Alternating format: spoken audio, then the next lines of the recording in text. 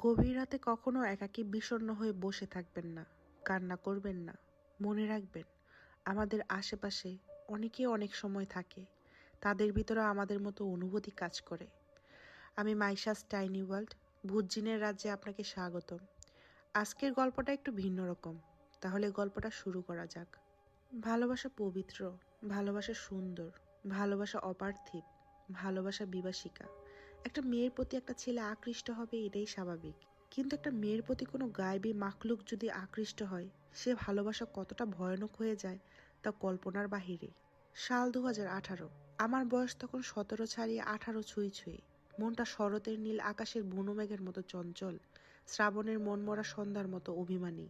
আমার চোখে ভালোবাসার মতো তেমন স্থিরতা ছিল না, তবে কল্পনার মানসপটে আমি আঁকার চেষ্টা করতাম একটা সুপুরুষের গরুগম্ভীর চিত্তাকর্ষর অবয়ে। তাকে ভেবে মাঝে মাঝে আমি উদাস হয়ে যেতাম। জানালার গ্রিল ধরে আমি গভীর রাতে দাঁড়িয়ে থাকতাম। আমার এই খামখেয়ালিপনে আমার কাল হয়ে দাঁড়ালো। সে রাতে বোধহয় আকাশে পূর্ণিমার চাঁদ ছিল। আম্মু আব্বু ছোট ভাইকে নিয়ে পাশের রুমে থাকে, ভাই মাঝে মাঝে আমার সাথেও ঘুমায়। সেদিন আমার বকুনি খেয়ে আম্মুর কাছে চলে যায়। আমি বড় হয় সবকিছুর একটাই উত্তর, তুমি বড় ও ছোট। তুমি যদি এমন করো ও তোমাকে সম্মান করতে শিখবে। ব্যাস, মনটা খারাপ হয়ে গেল। আমি লাইট নিভিয়ে দিলাম। আমার ঘরের পশ্চিমে একটা জানালা আছে। বাড়ির পিছে মেহগনির ছায়াগণের বাগান, গাছের ফাঁক গলিয়ে জানালা দিয়ে ঘরে ঢুকছে মিহি জ্যোৎস্না। জানালা ধরে দাঁড়িয়ে দেখছি অন্ধকারে বুঁদ হয়ে থাকা বাগানের ভিতরে হুড়হুড়িয়ে ঢুকছে চাঁদের আলো। ততক্ষণে রাত অনেক গভীর হয়ে গেছে। আমি একটু ছিটকাতুনি কিনা তখনও নিঃশব্দে কাঁদছিলাম। জানালা দিয়ে হাত গলিয়ে চাঁদের আলো ছোঁয়ার চেষ্টা করছিলাম। হঠাৎ খসখস শব্দে আমি সজাগ হয়ে যাই। কারো পায়ের শব্দ। একজোড়া পা থেমে গেছে, খুব কাছে এসে দাঁড়িয়ে আছে সে। কতটা কাছে? 2 গজ?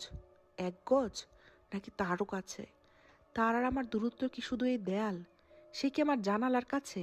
হঠাৎ ঠান্ডা একটা স্নিগ্ধ বাতাস আমার কপালের পাশে চুল উড়ে যায়। কিন্তু এই বাতাস আমার শরীরের অন্য কোথাও কেন লাগলো না? সাধারণত কোনো বাতাস না, যেন কারো হু। আমি পিছিয়ে গেলাম নিঃশব্দে।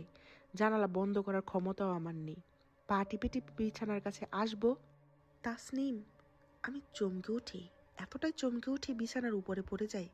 শোনার চেষ্টা করি কে ডাকলো। শ্বাস প্রশ্বাসের শব্দটা যেন না হয়, তুম আটকে রাখি।